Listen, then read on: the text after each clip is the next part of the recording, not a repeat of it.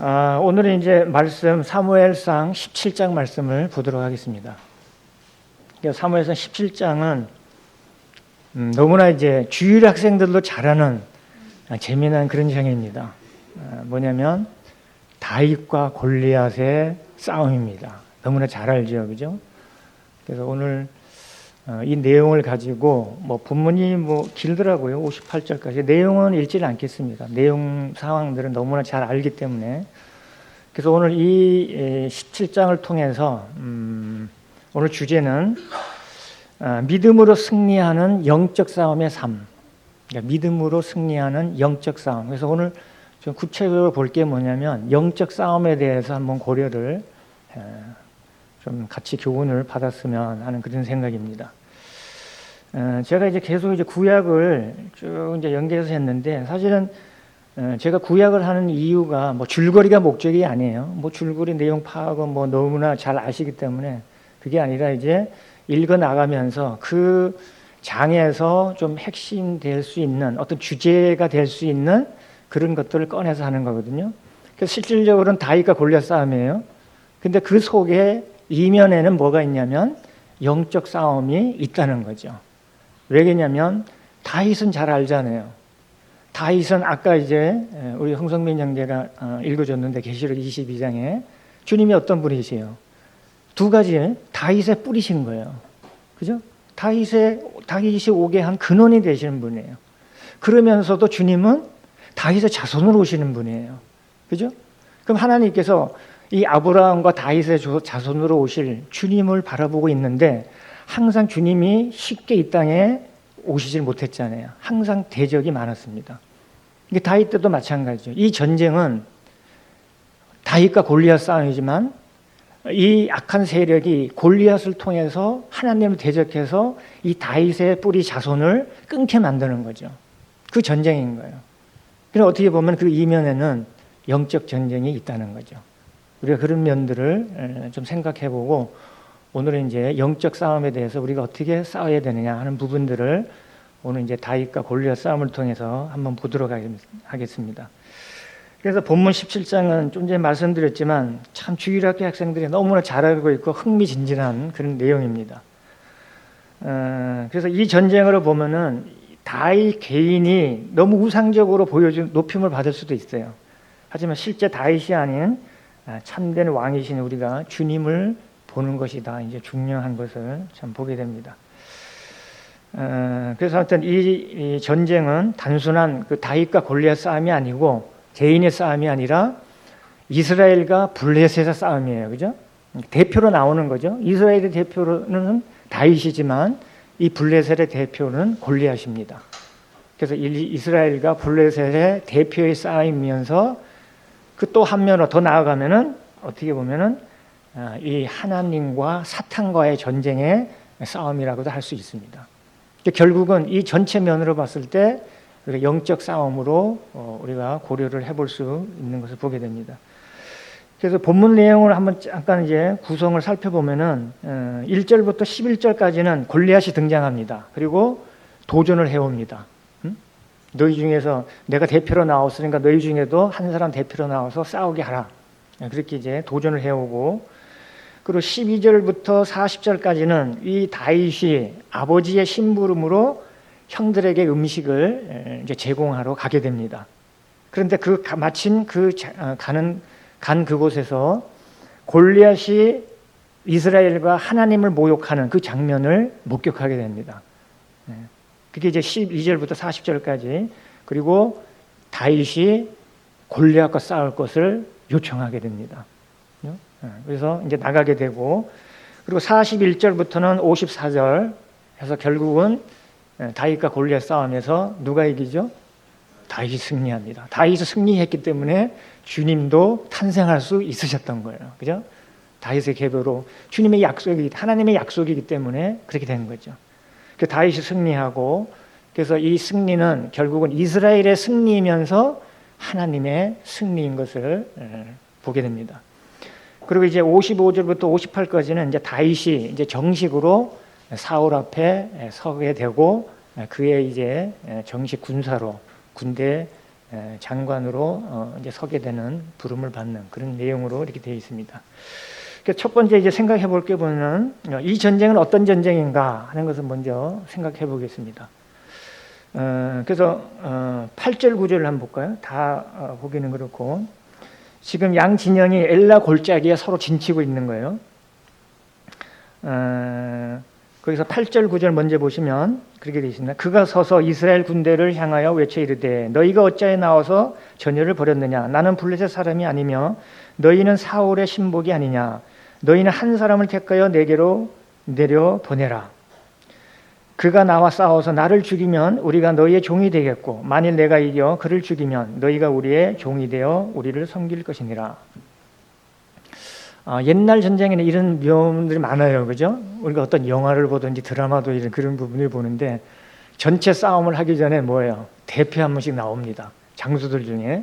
그래서 전쟁을 해서 이제 승리하게 되면은 기세가 많이 오르죠, 그죠? 그렇게 되고 여기도 이제 골리앗은 더 당당하니까 어떻게 되죠?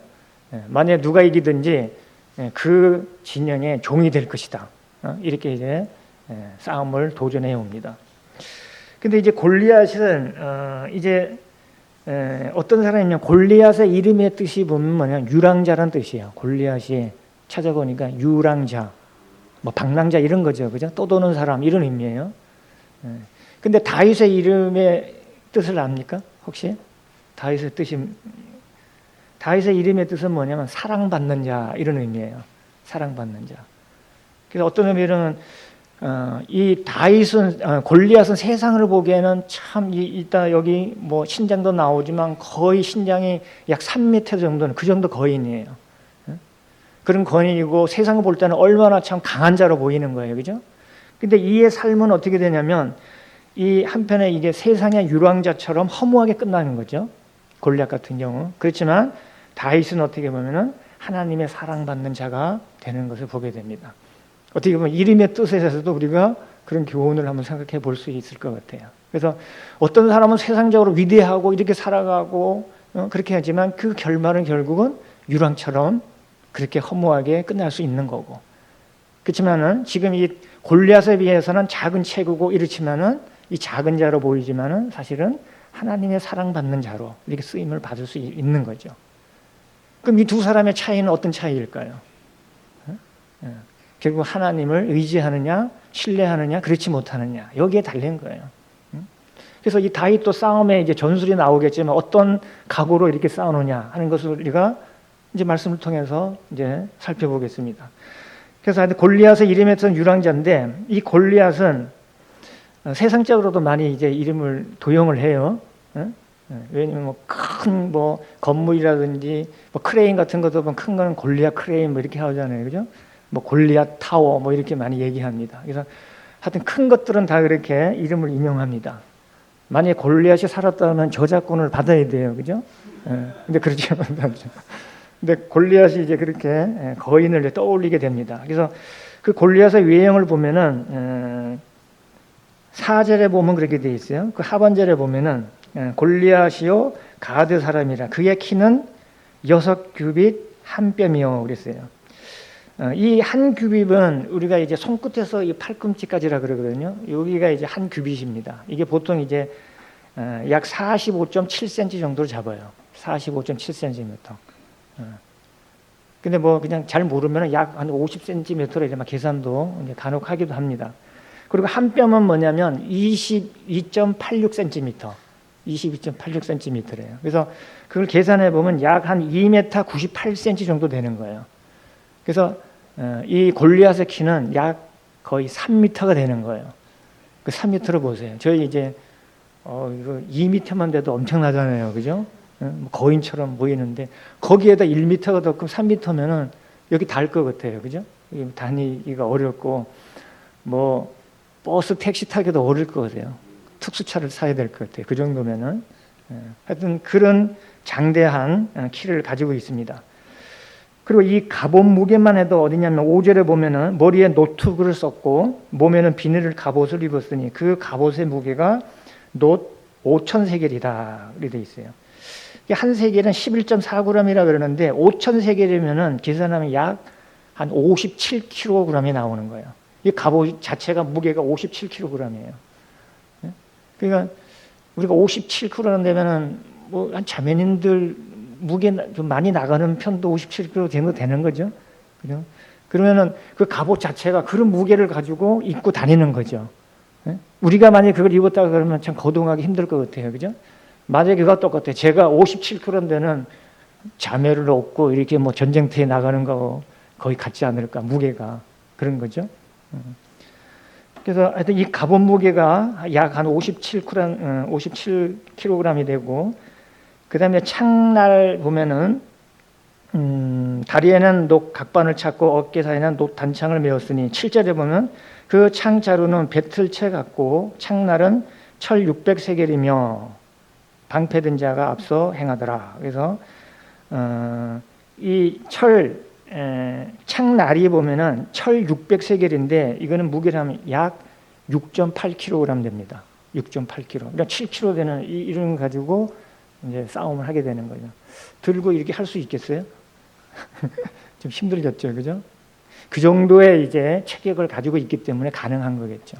이런 거대한 골리앗의 외형을 가진 것을 보게 됩니다. 그 무장과. 근데 이 골리앗이 대기를 신청을 하게 되는데, 여기 보면 이제 한 사람이 나오라고 그러잖아요, 그죠? 그래서 항상 보면은 이 한 사람의 대결이 많이 나와요, 그죠? 그런 걸 보게 되는데, 우리도 이제 한 사람이라 그러면은 떠오르는 게 우리가 첫사람 아담이 있고, 둘째 사람 우리 아담인 예수 그리스도가 있잖아요, 그죠? 이런 거죠. 그리고 결국은 뭐냐면 이것은 사탄과 예수 그리스도의 싸움인 거예요. 지금도 마찬가지예요. 한 사람의 싸움이 어떻게 보면 많은 그 사탄의 일꾼들도 있고 의의 일꾼들로 사용하지만 그 이면에는 보면은 항상 사탄과 그리스도의 싸움인 것을 보게 됩니다. 그게 어디부터 나오죠? 창세기부터 그래 되는 거예요. 창세기부터. 여자의 씨로 나오는 거하고 너하고 원수가 된다 그랬잖아요. 사탄에게. 그리고 이 여자의 씨는 너의 머리를 상하게 할 것이고, 그리고 이 사탄은 그의 발을 상하게 할 것이라고 말씀하고 있습니다. 그러니까 그 전쟁이 계속 이어지는 거예요. 결국 한 사람의 대표의 싸움이 계속 됩니다. 그러니까 우리는 사실은 그래요. 우리 개인적으로 믿음의 싸움을 싸우고 있지만 사실은 누구의 싸움을 하고 있는 거예요? 우리는 다 그리스도의 사람으로 그의 의의 일꾼으로 해서 이 사탄의 일꾼들과 그 악의 영들과 싸움을 싸우고 있는 영적 전쟁에 지금 싸우고 있는 겁니다.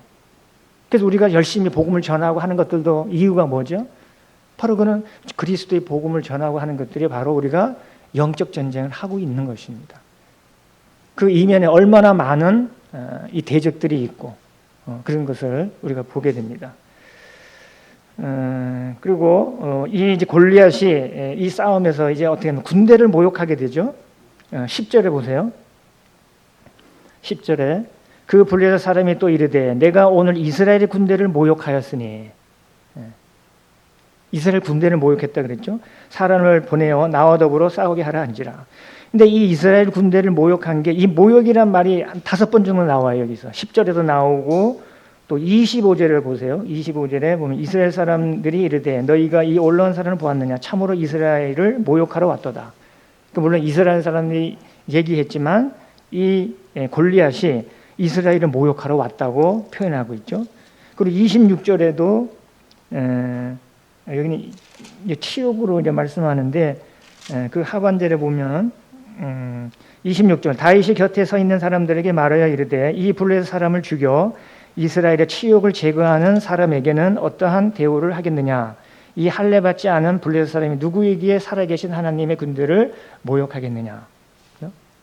여기도 이제 모욕한다. 그리고 36절에 또 가시면 여기도 주의 종이 사자와 곰도 쳤은즉 살아계시는 하나님의 군대를 모욕한 이 할례 받지 않는 블레셋 사람이리까 그가 그 짐승의 하나와 같이 되리이다. 이제 다윗이 나서면서 전쟁에 나가면서 이 살아계신 하나님 군대를 모욕한 이 할례 받지 않는 자들을 이제 자신이 짐승같이 이게 물리치겠다고 말씀을 보게 되고, 그리고 45절에 가면은 이게 이제 이스라엘에 대한 모욕이지만 결국은 누구를 모욕하는 거냐면 45절에 다윗이 블레셋 사람에게 이르되 너는 칼과 창과 단창으로 내게 나아오나니와 나는 만군의 여호와의 이름 곧 내가 모욕하는 이스라엘 군대의 하나님의 이름으로 내게 나아가노라.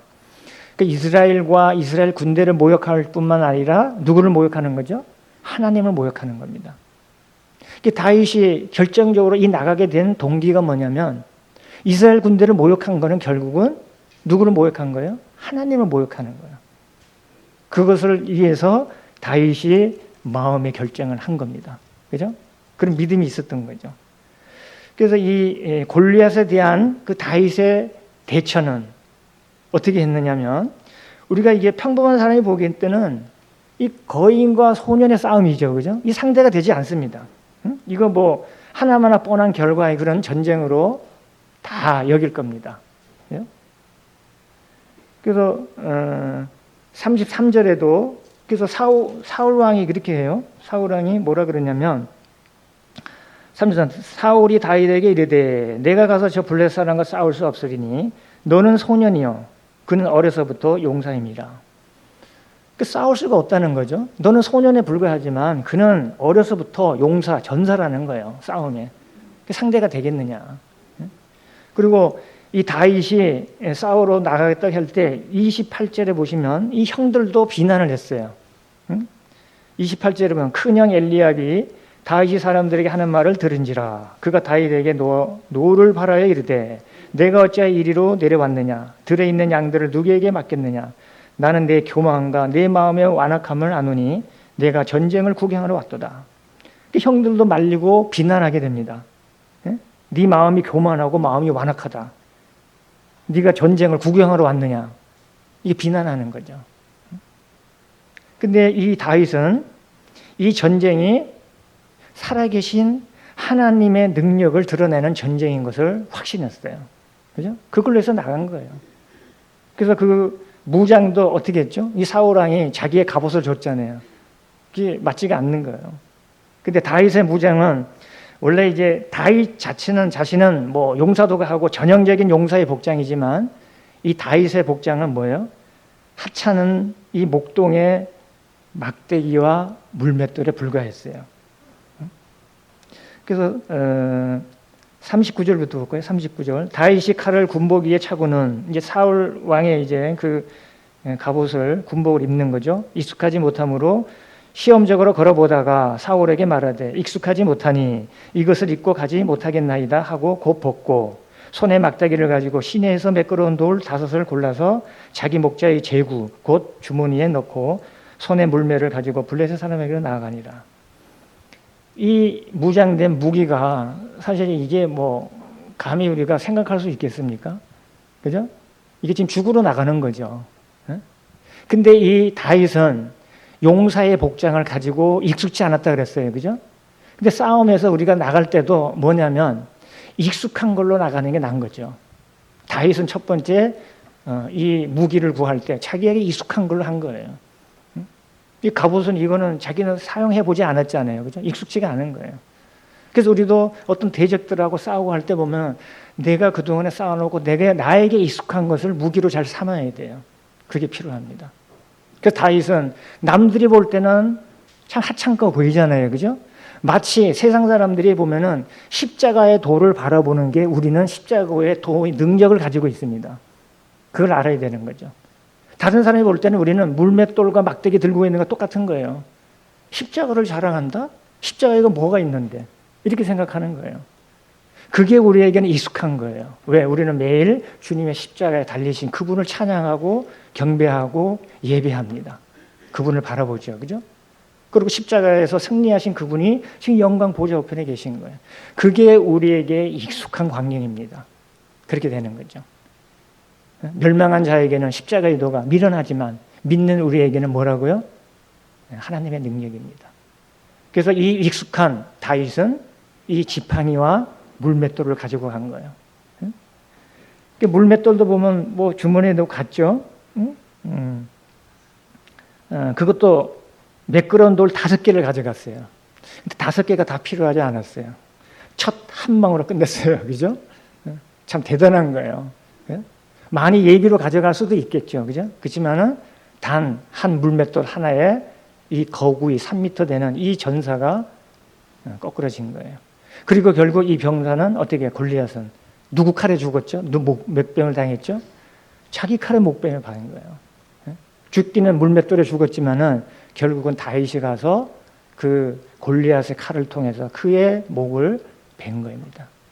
이 골리앗은 가장 자기의 무기는 뭐라고 생각했겠어요? 이 자기 칼, 이 창 이런 것도 생각했겠죠, 그죠? 근데 그걸로 결국은 하나님의 사람을 대적했을 때 자기가 그 칼에 목베임을 당하는 이런 것을 보게 됩니다. 그래서 이 다윗은 이 뭐 사울랑도 그랬지만 형들도 많이 비난하고 이랬지만은 이 다윗은 이 전쟁에서 살아계신 하나님의 능력인 것을 하나님의 능력을 드러낼 수 있는 전쟁인 것을 확신한 거예요. 그래서 다윗의 담대한 믿음을 우리가 볼 수가 있는데 그래서 아까 이제 45절에 봤지만 이 골리앗에 나갈 때 어떤 것을 의지하고 나갔죠? 이스라엘 군대의 하나님의 이름으로 내게 나오리라. 이게 무기입니다. 그죠? 물론 막대기와 물맷돌을 가지고 갔지만 그는 먼저 이 다윗이 이 마음의 담대함의 마음을 우리가 볼 수 있는 게 뭐냐면 바로 하나님의 이름의 능력으로 나갔다는 거예요. 그렇죠?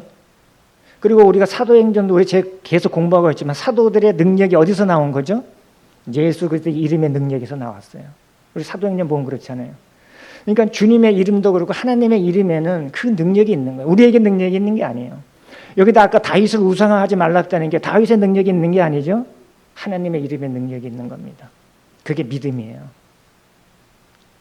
그래서 너는 칼과 창과 단창으로 나오지만 이건 사람의 무기입니다.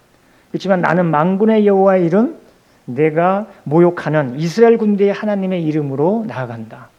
이게 하나님의 이름으로 나가는 믿음입니다. 그리고 이 하나님은 어떤 하나님인지 알았죠? 다윗은 그냥 하나님이라 그러지 않았어요. 응?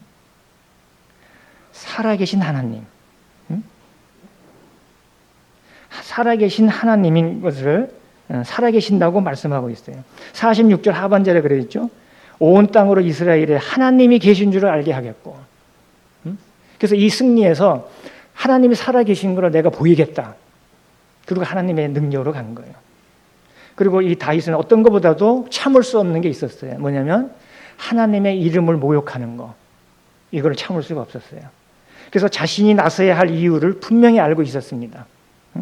왜? 다윗은 이미 정식으로 지금 일을 하지 않지만 왕으로 세워져 있지만 이미 사무엘을 통해서 기름 부음을 받았죠. 그죠? 그러니까 자기의 부르심과 택하심을 분명히 아는 거예요. 그러면 나를 택하시고 부르신 분이 하나님이시고 기름 부으신 하나님이시라 그러면은 보호를 누가 해주겠어요? 하나님이 책임주실 것을 알아 있는 거예요. 그분이 살아계신 하나님이고 살아계신 하나님의 이름이 능력이 어떤 것을 다윗은 분명히 하나님을 신뢰했습니다. 이것이 이 다윗의 무기였습니다. 그래서 46절 40절에 아까 봤지만 온 땅으로 이스라엘에 하나님이 계신 줄을 알게 하겠다. 그리고 구원하심이 칼과 창에 있지 아니함을 알게 하겠다고 말씀하고 있어요. 그래서 이거는 세상 사람들이 생각하는 이 구원이 칼과 창에 있는 게 아니라 하나님이 그리고 전쟁이 하나님께 속해 있는 것을 분명히 알려주는 거예요. 그래서 우리 잠언서에도 뭐 21장 30절 31절에 지혜로도 못하고 명철로도 못하고 모략으로도 여호와를 당하지 못하니라. 그러니까 세상에 어떤 지혜와 명철과 모략으로도 하나님을 당할 수 없는 거예요. 그러니까 싸울 날을 위하여 마병을 예비하거니와 이김은 여호와께 있느니라. 그래서 이 싸움은 다윗은 영적 싸움인 것을 분명히 알았습니다. 하나님과 이 이방신, 거기 43절을 보면은 그렇게 되어 있어요. 이 골리앗도 보면 누구를 의지했냐면은 사실은 자기 신들의 이름을 불렀어요. 거기 보면 블레셋 사람이 다윗에게 이르되 내가 나를 개로 여기고 막대기를 가지고 내게 나와왔느냐 하고 그의 신들의 이름으로 다윗을 저주했어요. 그죠? 그래서 다윗은 하나님 살아계신 하나님의 이름으로 능력으로 나갔어요. 싸움. 그죠? 근데 여기 골리앗은 뭐예요? 자기 신의 이름으로 다윗을 저주했어요. 그러니까 결국은 누구의 싸움이에요? 신들의 싸움인 거예요. 결국은. 그러니까 하나님이 가나안 땅에 들어갔을 때도 모세에게도 당부하고 뭐 레위기에서도 말씀하는데 가장 중요한 게 뭐예요? 우상 숭배, 이방신. 그게 다 이방의 신들을 통해서 우상 숭배가 나오는 거예요. 그 우상 숭배, 그 우상들을 통해서 백성들이 미혹을 당하고 유혹당하고 하나님을 또 떠나게 되고 이런 부분들을 보게 돼요. 그래서 하나님이 가장 싫어하는 게 그래서 다른 신을 숭배하고 우상 숭배하는 거. 그게 이제 율법 10계명에서도 가장 일리가 그런 거잖아요. 다른 이름, 다른 신을 섬기는 거, 우상 숭배하는 거. 하나님이 가장 멸시하고 당부한 것이 바로 그런 것입니다. 또 우리 세상 살면서도 우리도 많은 그러한 거짓 우상 이단들 이런 것들이 너무 많아요. 그래서 우리가 이제 생각하고 볼 게 이제 우리가 영적 전쟁에서 그럼 우리가 어떻게 준비하고 그 대응해야 될까? 오늘은 이제 주제 내용으로 넘어가겠습니다. 이 내용으로는 이제 이번 줄거리로는 말씀드리고 그럼 우리가 영적 전쟁에서 그러면 어떻게 준비하고 대응해야 되느냐? 영적 전쟁에 먼저 우리가 영적 전쟁에서 이 대적 원수가 누구인지를 알고 있어야 됩니다. 그래서 우리는 원수가 누구냐면 하나님의 원수가 우리의 원수인 거예요. 그죠? 주님을 대적하는 원수가 우리의 원수가 되어야 됩니다. 왜? 우리는 주님의 사람들이기 때문에 하나님의 백성이기 때문에 그렇습니다. 그래서 이 시대적인 전략으로 우리가 보면은 물론 이제 뭐 다 그런 건 아닌데 보편적으로 이 사탄도 계기를 가지고 있잖아요. 전략을 가지고 있죠. 이 사탄이 과거에는 보면은 이 핍박과 박해로 인해서 주로 많이 대적을 했어요. 그리고 하나님의 백성들을 이게 뭐 해하고 이런 것들이 많죠. 근데 이제 이게 현대로 넘어오면서 최근에는 뭐냐면 미혹과 유혹의 역사가 더 커집니다. 말세가 될수록 보면은 이게 직접적인 어떤 핍박과 압박이 드러내놓고 하지 않고 유혹이 더 많아요. 주님도 그렇게 우리에게 미혹을 말씀하셨어요. 마지막 때에. 그래서 우리 마태복음 24장을 한번 찾아볼까요? 직접 확인 한번 해보겠습니다.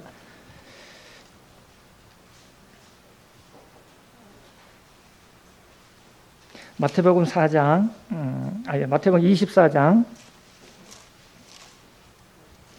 왜냐하면 여기 확인하고 가는 게 좋을 것 같습니다. 24장 4절에 먼저 보시면 이제 제자들이 질문하죠. 주의 임하신가 세상 끝에 무슨 징조가 있으리까? 어떤 징조가 있느냐? 근데 가장 먼저 주님이 말씀하신 게 뭐냐면 4절에 예수께서 대답하여 이르시되 너희가 사람의 미혹을 받지 않도록 주의하라. 많은 사람이 내 이름으로 와서 이르되 나는 그리스도라여 많은 사람을 미혹하리라. 그죠? 4절에 미혹받지 않고 주의하고 많은 사람이 미혹하리라고 말씀하고 있어요. 근데 이게 지금 거의 마지막 때에 오면서 이런 미혹들이 너무나 많습니다. 그죠?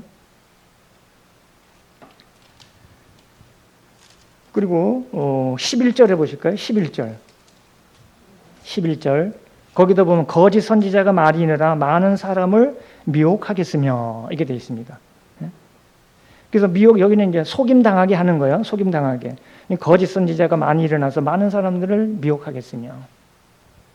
주변에 많죠, 그죠? 사실은 지금 이단이라고 하는 그런 사람들 많죠, 그죠? 하나님의 교회, 신천지, 통일교 다 어떻게 보면 다 사람들을 어떻게 해요? 속이는 거예요. 근데 그 배우는 그 사람들이 뭐 이단의 교주가 하지만 사실은 그 사람들도 하지만은 사실은 그 배경에는 누가 있는 거예요? 사탄의 영이 좌우하고 있는 거예요. 사탄이 그렇게 해야 되는 거예요. 사탄이 어떤 자이죠? 사탄은 고린도후서 11장 14절인가요? 사탄도 자기를 광명의 천사로 가장한다 그랬어요. 사탄의 일꾼들도 의의 일꾼으로 가장한다고 말씀하고 있어요. 그렇게 하는 거예요. 그러니까 그들을 이단들을 통해서 하나님이 이 사탄이 자기들을 의의 일꾼으로 가장을 시키는 거예요. 그렇게 일을 하도록. 왜? 이 사탄은 거짓말장이잖아요. 그죠? 속임의 명수입니다. 가장하고 하나님을 방해하고 대적하고 이런 자가 바로 사탄입니다. 너무나 이 거짓 교사들도 많고 거짓 이 그리스도들 많고 거짓 선지자들 많은 거예요. 마태복음 이제 24장 11절도 봤지만 24절에도 보시면 그렇게 돼 있어요. 거기도 거짓 그리스도들과 거짓 선지자들이 일어나 큰 표적과 기사를 보여 할 수만 있으면 택하신 자들도 미혹하리라. 택하신 자들도 미혹하리라. 제가 부끄러운 얘기지만 난 택하신 자잖아요 하는 얘기죠. 저도 미혹을 당한 어제 그저께 일들이 있어요. 제가 이게 주님이 이거를 체험하게 하신 것 같아요. 하나님의 말씀을 잘 불변하고 근데 지혜롭게 사는 거하고는 달라요. 저도 당했어요. 잘 아시죠? 보이스피싱. 보이스피싱. 제가 거기에 호응을 하지 말아야 되는데 안전하게 한다고 하다가 그 덜미가 이제 잡힌 거예요. 처음에는 롯데카드를 발급했다고 배달한다 그러더라고요. 제가 저는 그 신청한 게 없는데요. 그러니까 그 사람이 뭐냐면 그러면 이게 정보가 도용당한 것 같으니까 롯데카드 소비자 보호원으로 전화를 하래요. 그래서 할까 말까 하다가 한번 해봤어요. 그게 덫이에요. 하지 말아야 돼요. 덫이 갔더니 그곳에서 악성 코드가 있다 그러고 그걸 제거해 준다 그러고 어디로 전화를 하라고 또 하더라고요. 그 금융감독원으로 하라고 했는데 그래서 궁금하니까 들어가 봤어요. 근데 거기에 제가 대포 통장을 만들었다는 거예요. 제 명의로. 이거는 완전히 뭐 형사처벌로 가야 될 그런 상황이에요. 그럼 고민하고 뭐 하고 있는데 이거를 누구한테 발설하지 말라 그러는데 제가 끙끙 앓았죠. 어떻게 해야 될지. 근데 얘기도 못하고. 절대, 거기서는 뭐냐면 절대 얘기하지 말라. 그러니까 우리 이제 성도님도 혹시 모르니까 절대 카드 배달 자기 명의로 안 해서 절대 받지 말고 거기에 호응도 하지 마세요. 그리고 대포 통장으로 만들어졌다는 거는 100% 다 거짓말이래요. 근데 그것도 내가 고민하고 있을 때 그래도 자매가 저보다 지혜로운 것 같아요. 그래서 참 자매가 너무 저를 사랑하나 봐요. 직접 경찰서로 가는 거예요. 저는 이거 끙끙 앓고만 있는데 자매가 그리고 이게 또 위치 추적을 한다고 이게 제가 어디 가면 보고를 꼭 해야 된대요. 그러니까 내가 움직일 수가 없어요. 그러니까 핸드폰을 거기다 둬야 되잖아요. 그러니까 움직이를 못하고 그러니까 자매가 혼자 갔다 온대. 그래서 경찰서에 가보니까 100% 보이스피싱이라는 거야. 그래서 분명히 이건 어떻게 처리해야 되니까 핸드폰 서비스에 가서 악성 앱이 분명히 있을 거다. 악성 앱을 그걸 제거를 해야 된대요. 그래가지고 가서 삼성 앱에 가서 가니까 악성 앱이 있더래요. 근데 마침 성현이가 핸드폰을 바꿔준다 그래가지고 와서 그거는 만약에 그런 일이 생기면 비행기 모드로 해놓으래요. 아니면 악성 앱이 있으면 초기화 시키래요. 그냥 악성 앱을 다 제거하는 거래요. 근데 초기화하면은 그 안에 있는 연락처고 사진이고 다 날아가잖아요. 아깝잖아요. 그럴 때 이제 가장 좋은 게 비행기 모드로 일단 해놓으래요. 그러면 이제 그걸 못 한다고. 그러니까 이제 저는 말씀에 대해서 잘 알잖아요. 진리에. 그게 왜냐면 여기는 택하신 자들도 미혹하리라. 제가 거기 당해보니까 주님이 이 말씀을 준비하면서 나에게 교훈을 주신 것 같아요. 직접 체험하고. 그리고 제가 뭐를 느꼈냐면 정말 이 거짓말에 속여서 거짓말이 얼마나 내 삶을 올가매는가. 지금 보면 저도 그렇지만은 세상에도 보면 얼마나 거짓 정보들이 많아요.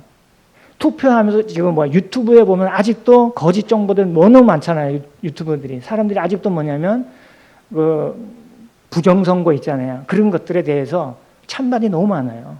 아직까지도 부정선거에서 믿는 사람들이 너무나 많아요. 젊은 사람이나 노령층이나 관계없어요. 그렇게 된 거예요.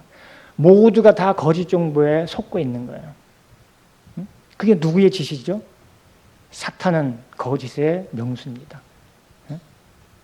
제가 거기에 한번 속아보고 하니까 이 죄만 속박받는 게 아니라 이 거짓말에도 속박당하니까 정말 막 힘들더라고요.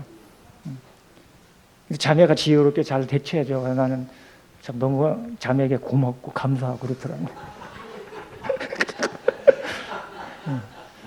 하여튼 그런 일을 겪었습니다. 그래서 하여튼 아까 그 카드 발송이 있죠. 그 주의하고 절대 대응을 하면 안 되고 대포 통장이라 그러면 100% 거짓이라는 거, 보이스피싱이라는 것을 알면 좋겠습니다. 그래서 이 영적 전쟁에서 예외가 없습니다. 그리스도인이 아닌 사람들, 일반 사람들 있지만 우리 그리스도인 택하신 자들도 미혹한다고 말씀하고 있어요. 제가 당해봤기 때문에 경험자입니다.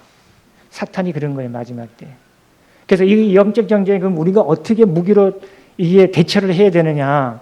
우리가 잘하면은 잘 아시는 대로 영적 전쟁의 싸움에 임하는 전신갑주를 입으라고 말씀하신 곳이 있죠. 어디죠? 에베소서 6장입니다. 우리의 무기를 한번 찾아보겠습니다. 에베소서 6장. 우리가 어떻게 대처를 해야 되는가? 어떻게 무장해야 되고 우리의 방어용 무기가 어떤 거고 공격용 무기가 어떤 건가를 우리는 분명히 알아야 됩니다. 왜? 우리는 안 싸우고 편한 것 같지만 편안하게 있는 사람들을 누가 좋아할까요? 사탄이 가장 좋아하는 사람들, 편안하게 있는 사람. 그 시간은 사탄과 악한 영들도 쉬는 시간이에요. 근데 우리가 영적 전쟁을 시작한다 그러면 바로 나섭니다. 우리가 그걸 깨어 있어야 돼요. 아까 마태복음 25장, 안 한 가지 24장만 봤지만 거기에 세 가지 요건을 우리에게 말씀하고 있어요. 깨어 있으라고 말씀하고 있어요. 두 번째는 준비하고 있으라고 말씀하고 있어요. 기다리면서 준비하라. 그리고 세 번째는 주님 오실 때까지 열심히 일하라고 말씀하고 있어요. 세 가지를 교훈하고 있어요. 그래서 우리는 영적 전쟁을 싸워야 되는데 그게 바로 뭐냐면 6장 10절부터 읽어볼까요? 끝으로 너희가 주 안에서와 그 힘의 능력으로 강건하여지고 11절 마귀의 관계를 능히 대적하기 위하여 하나님의 전신갑주를 입으라. 마귀가 누구예요? 악한 영들의 대장입니다. 그죠? 마귀가 나오죠. 그리고 그 하수인들 누구를 사용하냐면 12절에 보면은 이 마귀도 사용하는 자들이 있어요. 12절에 우리의 씨름은 혈과 육을 상대하는 것이 아니요. 지금 우리는 다윗과 골리앗 육신의 싸움이 아니죠. 그 이면에는 뭐가 있다고요? 이 영적 전쟁이 있습니다. 그러니까 혈과 육을 상대하는 것이 아니요. 누구를 상대하냐면 통치자들과 권세들과 이 어둠의 세상 주관자들과 하늘에 있는 악의 영들을 상대합니다. 이게 우리의 대적자들입니다. 근데 이 사람들이 그럼 통치하고 권세 있는 사람들이 다 대적자인가? 그게 아니라 이 사탄이 누구를 이용한다는 거예요. 이 사람들을 이용해서 그렇게 전쟁을 한다는 거죠. 그걸 알아야 돼요. 그 정체들이 보면 하늘에 있는 악의 영들을 상대합니다. 악한 영들하고 우리는 싸우고 있는 거예요. 그 사람이 다가올 때는 선한 천사까지 가장하잖아요. 몰명교 선교사들이 그렇대요. 그 사람들은 반드시 넥타이를 맵니다. 양복을 입습니다. 얼마나 신사해요. 그리고 와서 말씀을 전하는데 자기들의 몰명교도의 교리를 전하는 거예요. 그런 거예요. 얼마나 신사인지 몰라요. 천사들로 가장하는 거예요. 아까 사탄이 어떻게 한다고요? 광명의 천사로 가장한다 그랬어요. 그리고 사탄의 일꾼들도 의의 일꾼으로 정말 봉사도 많이 하고 지금 하나님의 교회라는 것이 세상적으로는 인정을 받는 게 뭔지 알아요? 그 사람들의 추구하는 사고가 뭐냐면 철저하게 이 자선사업이에요. 자선사업. 해외에서도 인정받아요. 자선사업. 통일도 마찬가지죠. 뭐든지 보면은 자선사업을 통해서 세상 사람들에게 인정을 받는 거예요. 그래서 하나님의 교회 같은 경우도 영국의 엘리자베스 옛날 그 여왕의 표창까지 받았어요. 구제사업 잘한다고. 선한사업 한다고. 그걸 내세우는 겁니다. 근데 이면에는 악한 영들이 좌우하는 겁니다. 속이는 영들이에요. 그래서 그 우두머리는 마귀 사탄이지만 거기에 많은 이 통치자들, 권세들, 어둠의 주관자들, 악의 영들, 이런 영들이 그렇게 한다는 거예요. 제가 이틀 동안 이 악한 영들의 속임을 받은 거죠. 제가 가는데 부끄럽다. 내가 택한 인이 아닌데 그럴 수 있을까? 그러니까 우리가 지혜로운 삶을 사는 거하고 말씀을 잘 분별하는 거 참 이게 쉽지 않아요. 그래서 우리가 정말 참 지혜라는 건 뭐냐면 그 말씀을 잘 분별하고 우리 삶에서 잘 살아갈 수 있도록 적용하는 겁니다. 그거예요. 그래서 나는 말씀을 잘 분별했다고 지혜로운 그게 아니라는 것을 깨달았습니다. 자매가 말씀 분별은 저보다 부족할 수 있겠죠. 근데 지혜로운 삶에서는 저보다 더 지혜로웠다는 거죠. 적용을 잘 해야 되는 거죠. 그래서 우리의 이제 무기를 보겠습니다. 그래서 하나님의 전신갑주를 취하라는데 14절부터 볼게요. 우리의 무기에 어떤 것들이 있냐. 그런즉 서서 진리로 너희 허리띠를 띠고 의의 호신경을 붙이고 평안의 복음에 준비한 것을 신을 신고 16절 모든 것의 미의 방패를 가지고 이로써 능히 악한 자의 모든 불화살을 소멸하고 구원의 투구와 성령의 검 꼭 하나님의 말씀을 가지라. 모든 기도와 간구를 하되 항상 성령 안에서 기도하고 이를 위하여 깨어 구하기를 항상 힘쓰며 여러 성도를 위하여 구하라. 이거 읽으면 뭐가 떠오르죠? 한 병사의 모습이 떠올라요. 그죠? 병사의. 그래서 이게 진리의 허리띠를 띠고, 허리가 있죠? 허리에 띠를 띠고 의의 호신경을 붙이고, 의의 호신경을 붙이고, 이 방패, 그리고 평안의 복음, 신을 신고, 그리고 믿음의 방패를 가지고, 그리고 구원의 투구를 쓰라고 말씀하고요. 이게 다 어떤 한 병사의 무장된 상태를 보는 거예요. 근데 핵심은 뭐냐면, 결국은 뭐예요? 여기서 핵심점을 꺼내면, 우리의 무기는 진리죠. 그죠? 진리가 우리의 무기입니다. 그리고 의가 우리의 무기입니다. 그죠? 의가 무기라는 건 뭐야? 사탄은 끊임없이 네가 정말 의인이냐? 너 이렇게 죄를 짓고서도 너는 떳떳하다고 할 수 있느냐? 하나님 앞에 의인이라고 할 수 있느냐? 이런 거죠. 근데 우리의 의는 내가 이룬 의가 아니기 때문에 우리는 당당한 거예요. 주님의 의로 무장되어 있는 거예요. 주님이 의롭다 하신 것을, 주님이 우리 의롭다 하신 걸 하나님도 인정하시고 의롭다 하시는 거예요. 인정하시는 분은. 그래서 우리는 진리와 의와 복음의 말씀이죠. 그죠? 복음과 믿음. 이게 우리의, 그리고 또 하나 구원. 그죠? 구원. 이게 우리의 방패입니다. 어떻게 우리의 이제 방어용 무기가 됩니다. 방어용 무기. 그리고 우리도 공격하는 게 있어요. 유일한 물맷돌이 있습니다. 하나가 있어요. 뭐냐면 하나님의 말씀. 그게 우리의 무기입니다. 이 골리앗은 이 물맷돌 하나에 나가 떨어진 겁니다. 그죠? 죽임을 당했습니다. 바로 우리의 성령의 검 하나님의 말씀을 가지라고 말씀했어요. 이걸 대적해야 돼요. 근데 제가 말씀을 잘 분단하면서 그걸 잘 적용을 못했어요. 그게 이제 가장 큰 그런데 분명히 잠언의 20장 18절을 말해서 경영은 의논함으로 성취하나니 지략을 가지고 전쟁할지니라 이렇게 돼 있어요. 경영이 성립하면 서로 상의를 해야 돼요. 그죠? 그러니까 우리가 어디 집안에서 일 생기잖아요. 가족들하고 상의해야 돼요. 저는 이걸 혼자 해결하려고 끙끙거렸어요. 근데 우리 눈치 빠른 자매님이 잘 해가지고 경영을 해가지고 이걸 풀었습니다. 그게 필요한 것 같아요. 가족이 어떤 문제 생기잖아요. 알려야 돼요. 상의를 해야 돼요. 그게 필요하더라고요. 교회 일도 마찬가지예요. 교회 일도 어떤 일이 있으면은 가족이 있으면 안 돼요. 왜? 내가 어떤 악한 영역에 이게 묶여 있었어요. 거짓말은 그렇죠. 그죠? 거짓은 자꾸 묶어놔요. 죄는 어떤 건 묶어놔요. 그죠? 죄가 거짓의 영에 갇혀 있었잖아요. 근데 이거는 경영이라는 건 서로 상의를 통해서 풀어나갈 수 있는 거예요. 교회 일도 그런 것 같아요. 혼자 애쓰고 혼자 고민하지 마시고 같이 기도 요청하시고 그렇게 하셔야 돼요. 영적 전쟁은 혼자 하는 게 아니에요. 왜? 교회는 내 혼자 이루어가는 게 아니죠. 우리 유기체입니다. 하나님의 주님의 몸입니다. 그죠? 서로 지체가 되는 거예요. 그러니까 하나가 곤란을 겪으면요. 다 이게 어려워지는 거예요. 그러니까 어떤 어려움이 있으면 같이 해결해 나가야 돼요. 그래서 병하고 이런 것들은 알려야 돼요. 내가 병든 것도 마찬가지죠. 병 자랑하라 그랬어요. 그래야지 이걸 해결책이 생깁니다. 병도 마찬가지고 우리가 이런 어떤 어려움들이 있고 할 때 서로 알리고 이렇게 해서 서로 기도로 풀어가고. 왜? 우리의 무기들이 많이 가지고 있잖아요. 그죠? 하나님의 말씀도 있고 우리 방어용도 있기 때문에 그렇게 하는 게 참 좋은 것 같습니다. 그래서 하여튼 우리가 말씀을 가지라 그랬는데, 그래서 우리는 어떤 때보다도 진리의 말씀을 잘 분별해야 돼요.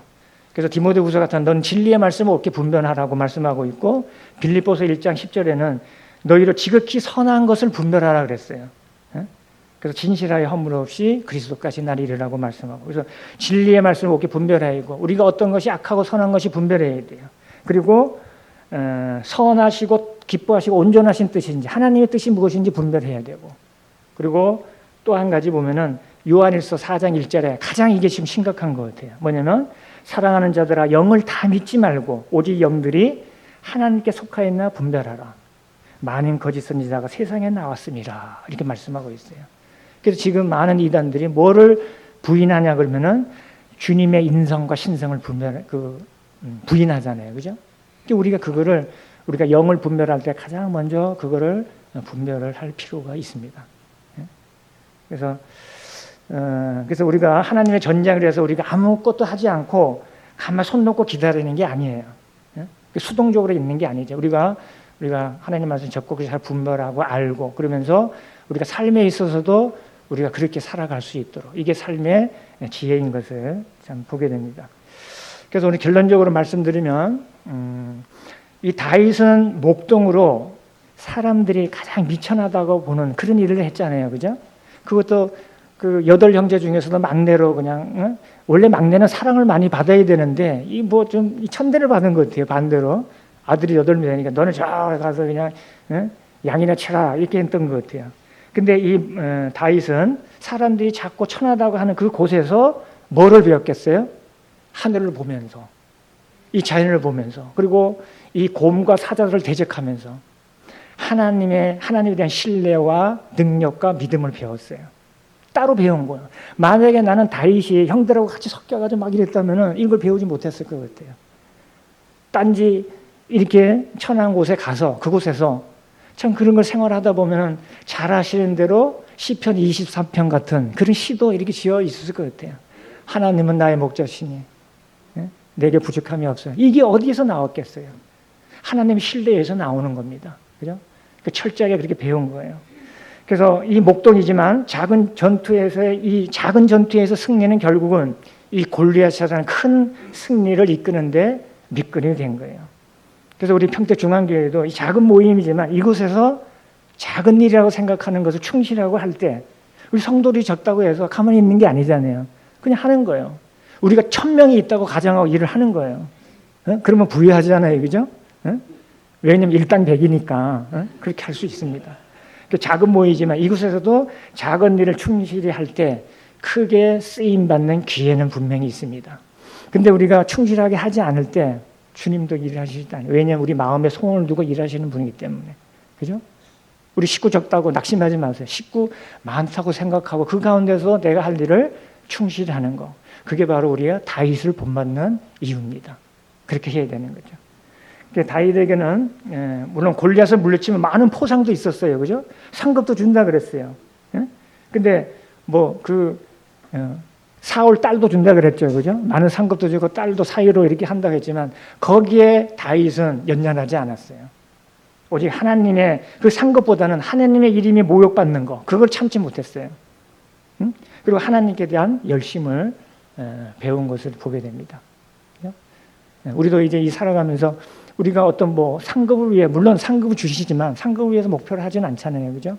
그렇지만 우리가 세상에 하나님과 주님을 모욕하는 자들이 얼마나 많아요. 이단들이 바로 그런 자들이에요. 사실 믿지 않는 자들 어떻게 보면은 직접적으로 하지는 않지만 사실은 하나님과 주님을 모욕하는 거예요. 왜? 십자가의 도를 받지 않기 때문에 그런 거예요. 그래서 우리가 그들을 보고 사실 그렇다고 해서 막 싸우라는 거 아니에요. 지혜가 참 필요합니다. 우리가 우회적으로 해서 잘해서 그분들의 마음을 바꿀 수 있도록 정말 주님의 복음이 들어가도록 할 수 있도록 그 마음을 잘 그렇게 구슬릴 수 있도록 그렇게 필요합니다. 그런 게 지혜인 것 같아요. 그러니까 복음의 신을 신고 하딩만 띄고 이렇게 해야 되지만 그것도 지혜롭게 잘 해야 될 것을 봅니다. 그래서 아무튼 우리는 지금도 여전히 영적 싸움이 있다는 거, 그죠? 아까 택하신 자들도 미혹한다 그랬죠? 저도 당했습니다. 그러니까 우리 성도님들도 그런 하지 마시고 뭐 그런 분은 없겠죠. 제가 너무 어리석어 그러는데 하여튼 잘 깨어서 우리가 살고 하여튼 우리가 지금도 영적 싸움 싸우고 있다는 거 반드시 참 인식을 해야 되고 우리가 방어용 무기를 든든히 갖추고 그리고 공공력인 이 성령의 검 잘 배우고 잘 사용을 해야 돼요. 그죠? 그래서 우리가 주님의 영적 전사로 이렇게 되기를 바랍니다. 우리 기도하고 마치겠습니다.